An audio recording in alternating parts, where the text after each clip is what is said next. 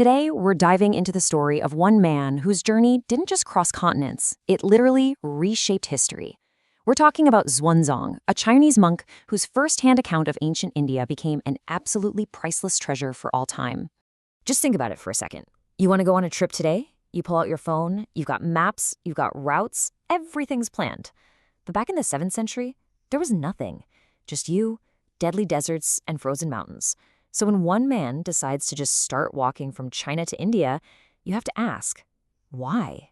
Why on earth would anyone do that? Well, the answer to that why is actually pretty simple and pretty profound.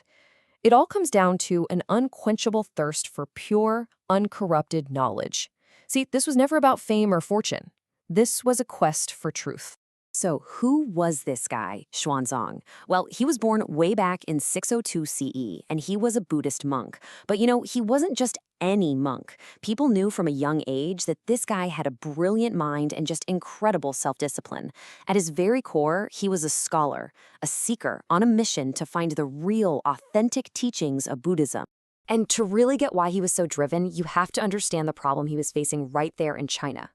The Buddhist texts they were a total mess. Many were incomplete, full of translation errors, just plain wrong in some places. And for a serious scholar like Xuanzang, that was just not going to fly. He just knew he had to go to the source of it all, India. So what does he do? He makes this incredible vow. He's going to undertake this perilous journey, no matter what it takes, to bring back the true teachings. But here's the thing. His quest was going to have to start with an act of complete defiance. And this is where you really see his commitment. The Emperor of China actually forbade anyone from leaving the kingdom. It was illegal. But for Xuanzang, his mission was way more important than some royal decree. So he just slipped out of the capital in secret. He basically became a fugitive, all for the sake of knowledge. His journey, which kicked off around 630 CE, was honestly impossible. First, he had to cross the Taklamakan Desert. They literally called it the Sea of Death. Then he had to traverse the freezing, treacherous Tian Shan Mountains, all while navigating through all these little kingdoms in Central Asia, dealing with bandits, starvation, thirst. It was a relentless test of human survival. And yet, against every single odd, through just sheer force of will, he did it. He made the impossible possible. After years of this insane journey, he finally arrived. He had reached the place he had dreamed of for so long, the land of knowledge, India. And get this, he didn't just pop in and leave. Xuanzang lived in India for 15 years. I mean, that's not a trip, that's a new life.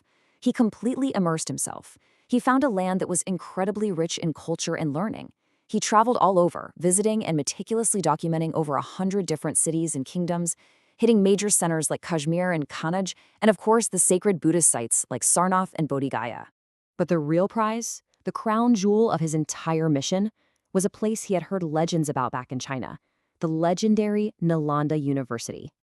Okay, the scale of this place is just mind-blowing. Xuanzang wrote that there were over 10,000 students studying there. And even more incredible, a faculty of 2,000 famous teachers and scholars. That's a 5-to-1 student-teacher ratio. You just don't see that, even in the best universities today. But here's what's truly amazing and really speaks to what Nalanda was all about. The entrance exams were famously tough. Only the absolute brightest minds got in. But if you made it, your education, your room, your food, everything was 100% free. It was a pure meritocracy. It was all about your brain, not your wallet. Now, during his time there, Xuanzang's incredible scholarship caught the attention of one of the most powerful rulers of that era, King Harshavardhana. Harsha totally got what Xuanzang was trying to do and became his patron, giving him royal protection, resources, you name it. It was the perfect team-up, a great seeker of knowledge and a great patron of knowledge, working together. So after 15 years, Xuanzang heads back to China. He wasn't carrying gold or jewels. His treasure was far more valuable. He had hundreds of original Buddhist scriptures and a mind filled with detailed observations. And his next job was to write it all down. He compiled everything he saw, everything he learned, into this masterpiece called the Siyuki, which means Records of the Western Regions. And let me tell you, this is so much more than a travel diary. It's a ridiculously detailed, comprehensive account of life in 7th century India. I mean, the detail is just staggering. Politically, he wrote all about King Harsha's just rule. Socially, he described the local customs, trade, daily life. Educationally, he gave us the single best, most detailed account of Nalanda University that exists, period. Religiously, he recorded the traditions and practices he saw firsthand. His book wasn't a diary, it was a time capsule. And that is why Xuanzang is so incredibly important to historians. For a chunk of Indian history where there are very few other written records, his work is our primary source. Without him, huge chapters of the past would just be blank. It is the most reliable account of Nalanda and gives us priceless details about the society of that entire era. Because of all this, historians have given him a title that just says it all. He is, without question, ancient India's most reliable eyewitness. In the end, Xuanzang was so much more than a traveler or a monk. He was a bridge of knowledge that connected two of the world's greatest civilizations.